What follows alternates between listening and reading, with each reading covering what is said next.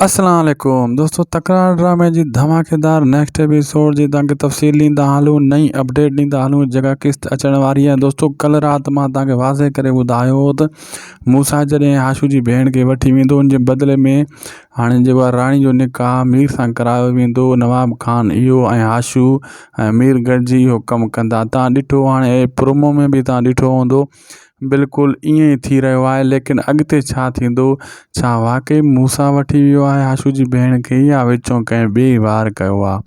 बिल्कुलु दोस्तों, सॼी अपडेट तव्हांखे इन नंढड़े वीडियो में ॾींदासीं। पहिरियां खे पूरो ॾिसो जीअं तव्हांखे सॼी कहाणी सम्झ में अचे। थी सघे त उदासी टीवी यूट्यूब चैनल खे ज़रूरु सब्सक्राइब कंदा, पेज खे बि फॉलो, लाइक, शेयर ज़रूरु कंदा। दोस्तों, तव्हांखे मां ॿुधाईंदो हलां, राति मूं इहा सॼी अपडेट ॾेई छॾी हुई तव्हांखे, ईअं थींदो। ऐं जेको आहे भावल जी धीउ सां जेको आहे मीर जो निकाह ज़ोरी करायो वेंदो। बिल्कुलु दोस्तों, हाणे तव्हां नेक्स्ट एपिसोड में इहो ॾिसंदो त जेको हाणे अगवा कंदा उहे मूसा वारा न हूंदा, नवाब खान जा माण्हू हूंदा। लेकिन मूसा तयारी कंदो उन शइ जी। उन खां पहिरियों ई जेको आहे मूसा जे लाइ हुन पक्षर खे मराए पुलिस जो फंदो तयारु कराए पुलिस मूसा जे पोयों लॻाए छॾी। मूसा हिकु पासे थी वेंदो, दरिया खान बि।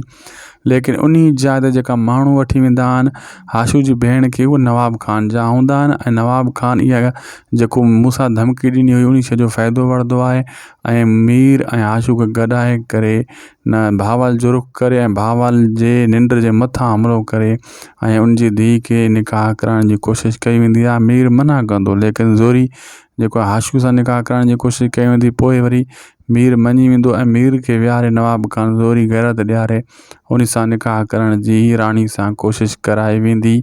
ऐं इहो सभु कुझु नवाब खान कंदो। ऐं जेको आहे नवाब खान पंहिंजो दुश्मन हटाइण जे लाइ ऐं पंहिंजा मीर खे वापसि मना करण जे लाइ इहो क़दम खणी रहियो आहे। लेकिन अॻिते हली अन करे मीर खे इन शइ जी ख़बर पइजी वेंदी त हीअ ईअं थियो आहे। जेका अपडेट दोस्तों मूं कल्ह ॾिनी उहा ओके बीठी। अॼु वारी अपडेट सुभाणे तव्हांखे यादि ईंदी मुंहिंजी ॻाल्हि, इन जे करे अॼु अपडेट मां तव्हांखे सॼी ॾेई छॾी तफ़सील। असांखे ॾींदा इजाज़त। असांजे यूट्यूब चैनल उदासी टीवी खे दोस्तों ज़रूरु सब्सक्राइब कजो, जीअं हर अपडेट तव्हांखे सभु खां पहिरियां मिलंदी रहे।